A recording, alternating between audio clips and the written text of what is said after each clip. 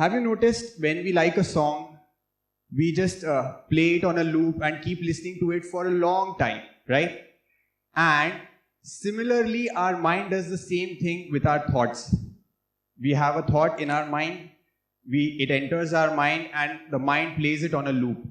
And soon enough, when we keep thinking about that thought for a long time, that thought becomes an emotion, right? And unlike the song, which doesn't stress us out, this activity of the mind really gives us stress, right? And now what happens is that if we know how to handle this emotion before it becomes stress, that skill is called emotional quotient, or the EQ, right? So now in the corporate world today, as you all might be knowing, that EQ is far more valuable than the IQ, because it is easier for us to train on IQ rather than EQ, right? When we say breathing, it's the only physiological process which can come under direct control, which is also involuntary or unconscious, like digestion or heartbeat, that cannot be controlled directly by us. But the breath can be controlled directly by us, right?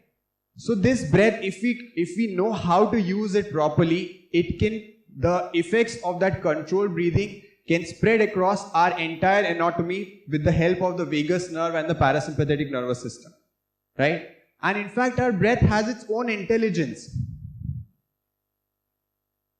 Our breath really has its own intelligence. You remember the time when we are very tired. Suppose we are very tired, we had a very long, tiring day, and we come back home. We throw our bags, we just keep the luggage side, and the first action we do is take a breath in, like this. Everybody might have experienced this.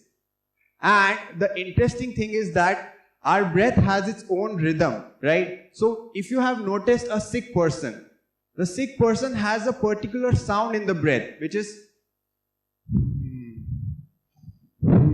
like this. Even the doctor, when he keeps a stethoscope on our chest, tells us to take a long deep breath in so that he can listen to the sound and know that if the system is working properly or not, right? Another interesting thing about our breath is that it has, in fact, Pierre Philippot, a French scientist, confirms this observation that the breath and the emotions are linked to a very great extent. For any emotion in the mind, there is a corresponding rhythm of the breath. And for every corresponding rhythm of the breath, there is a emotion which is attached to it. Now, to give you a simple example, what happens when we get angry? What happens when we get angry? We suddenly start breathing very fast. Very fast, the breath is irregular, erratic, and little shallow. It doesn't go in till the bellow, right? Breath and emotions are linked. It is very obvious that if we use the breath properly, we can handle our emotions. In fact, to tell you more about breath, it's the most underrated tool which we haven't used. See, if I tell you how much food do we eat in a day, it must be like around 1 kg or 1.5 kgs, right? The water we drink in a day is around 2 to 4 liters. If we want to be healthy, we have to drink that much water, right? But when we talk about breath, we are breathing almost 10,000 liters of air every day. When we talk about the food giving us energy, the major component of that reaction involves oxygen also, which is very neglected, right?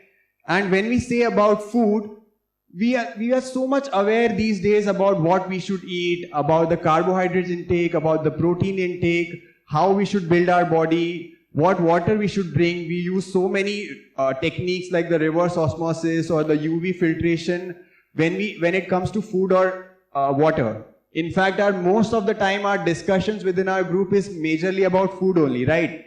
We are always planning where should we go out. In fact, before even the meal is finished, we start planning about our next meal, right?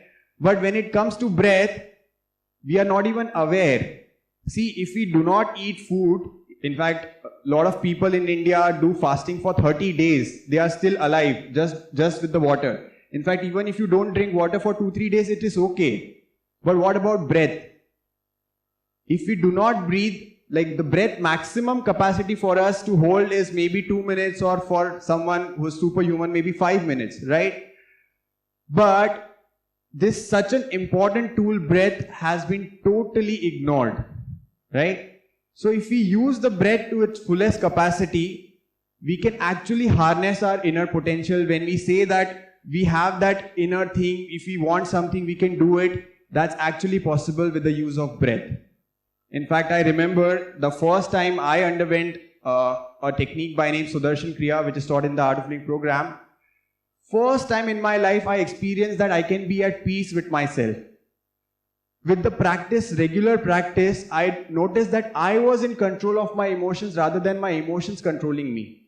The situations had been flipped absolutely. Now I decide my emotions rather than my emotions deciding my life, which was a brilliant thing for me to do.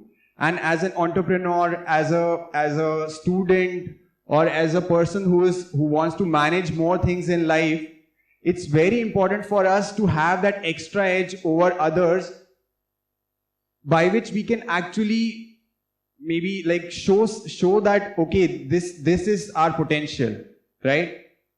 And in this today's world where so much activities are happening, when everything is changing so fast, it is very much important for us to be healthy, happy, and have a mind which is at peace, right? And that's where I bring to you this idea that if we can take out some time for us, practice some long deep breaths, it can actually change our mind completely. So this is my idea for you, that just take out few minutes for your own self and see the difference what breath can do. In fact, if you ask me what is the breath, is there something the breath cannot do, I would really say you have to explore it to find it. Thank you.